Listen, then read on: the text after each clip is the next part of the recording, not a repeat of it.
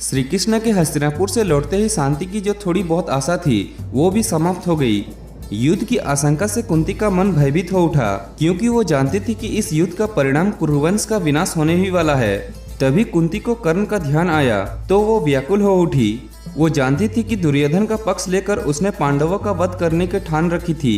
वो मन ही मन सोचती थी कि कर्ण उसका ज्येष्ठ पुत्र है और वही अपने भाइयों का प्राणों का प्यासा है, और ये सब उसी के पापों का फल है। वो सोचती थी कि क्यों ना उसके पास जाकर वास्तविकता बता दूं। कृष्ण ने भी इसी की ओर तो संकेत किया है, क्योंकि वो सत्य को जानते थे। ऐसा सोचकर कुंती ने गंगा के किनारे पहुंची। वहां कर्ण प्रतिदिन प्रातःकाल के समय सूर्य की आराधना किया करता था। कर्ण पूर्व की ओर मुंह करके हाथ जोड़कर ध्यान मार्ग जल में खड़ा था। कुंती ने उसे चुपचाप देखती रही। प्रात से मध्याह्न होने तक कर्ण ने उसी तरह खड़ा रहकर जप करता रहा। सूर्य की प्रखर रश्मियां उसके तेजस्वी चेहरे पर पड़ती रही। मध्याह्न के उपरांत कर्ण का जप पूरा हुआ तो वो गंगा से बाहर आया। उसने बड़ी आश्चर्य से राजकुमार की माता कुंती को तपती दोपहरी में खड़े देखा। तब वो उसके पास आया। राधा और सारथी अधिरथ का पुत्र कर्ण आपको प्रणाम करता है। आज्ञा कीजिए, मैं आपकी क्या सेवा करूं? कर्ण ने विनम्रता के साथ कहा। तब कुंती ने कहा, कर्ण, तुम सूत पुत्र नहीं हो, राधा तुम्हारी माता नहीं है और अधिरथ भी तुम्हारे पिता नहीं है। राजकुमारी पुथा के खोज से सूर्य के अंश से तुम्हारा जन्म हुआ है। तुम्हारा कल्याण हो। कुंती ने कर्ण को आशीष दिया और बोली, पुत्र, ये कवच और कुंडल तुम्हें जन्म से ही प्राप्त हुआ है। तुम सूर्य पुत्र हो। मुझे दुख है कि तुम अपने भाइयों को पहचान नहीं पाए। दुर्योधन के पक्ष में होकर तुम अपने ही भाइयों से शत्रुता कर रहे हो।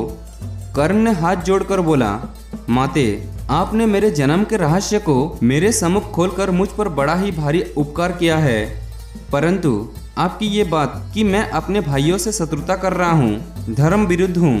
यदि मैं आपके कहने पर अथम करने लगूँ तो मेरा क्षत्रिय धर्म नष्ट हो जाएगा। मैं जानता हूँ कि बचपन में तुमने मुझे लोक नदी के भय से जल में बहा दिया था। जीवन भर मैं सूत पुत्र बनकर जिया हूँ।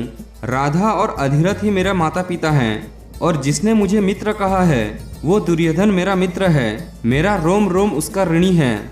तब कुंती ने कही, मैं जानती हूँ पुत्र, मेरे कारण तुम्हें बहुत दुख उठाने पड़े हैं, घोर अपमान सहना पड़ा है। फिर भी मैं चाहती हूँ कि तुम अपने भाइयों के पक्ष में रहकर युद्ध करो। तुम युधिष्ठिर से बड़े हो। वीरता से लड़कर जो राज्य प्राप्त होगा तुम ही उसके राजा होगे। सारी प्रजा और तुम्हारे भाई तुम्हारे सामने सिरसा झुकाएंगे, तुम्हारी आज्ञा मानेंगे। कर्ण ने विचलित होकर कहा, नहीं माते, मित्रता के सामने राज्य प्रलोभन मेरे लिए अर्थहीन है।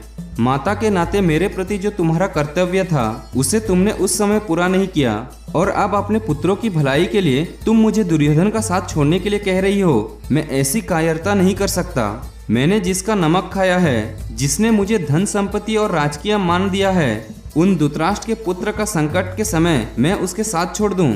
नहीं, मैं ऐसा कदापि नहीं कर सकता। पुत्र, जल्दी में कोई निर्णय मत करो। कुंती ने कर्ण को समझाने का प्रयत्न किया। जब कर्तव्य का पालन करने में असमंजसता दिखाई पड़े तब माता पिता की आज्ञा मानकर उन्हें संतुष्ट करना शस्त्र समाप्त है। तब कर्ण ने कहा, नहीं माते, मैं उन शस्त्रों में विश्वास नहीं करता जिसके द्वारा मित्रद्रोह की शिक्षा मिलती है। दुर्योधन के लिए तो मैं अपने प्राण को भी त्याग कर सकता हूँ। कर्ण ने इसी तरह आगे कहा, मैंने युद्ध में पांडवों से युद्ध करने का निश्चय किया है, परंतु मैं आपको एक बात के लिए वचन दे सकता हूँ कि युद्ध में अर्जुन के अतिरिक्त किसी अन्य पांडवों पर घातक प्रहार नहीं करूंगा। इस युद्ध में या तो मैं अपने प्राण को न्यचोवर करूंगा या फिर अर्जुन को करना होगा। दोनों में से एक अवश्य मरेगा। इस प्रकार माते, तुम्हें जरा भी चिंतित होने की जरूरत नहीं है। तुम्हारे 5 पुत्र हर हालात में जीवित रहेंगे। कर्ण की बात सुनकर कुंती ने एक दीर्घ सांस छोड़ी और आगे बढ़कर कर्ण को हृदय से लगा लिया। उसने कर्ण का मस्तक चूमा और आशीर्वाद दिया, और कर्ण ने कुंती का चरण स्पर्श किया और वहां से चला गया। कुंती ने उसे जाते हुए देखा और बोली, विधि की बात को कोई नहीं टाल सकता। तुम्हारा कल्याण हो पुत्र। तब कुंती भी अपने महल को चली गई। मिलते हैं अगले एपिसोड में।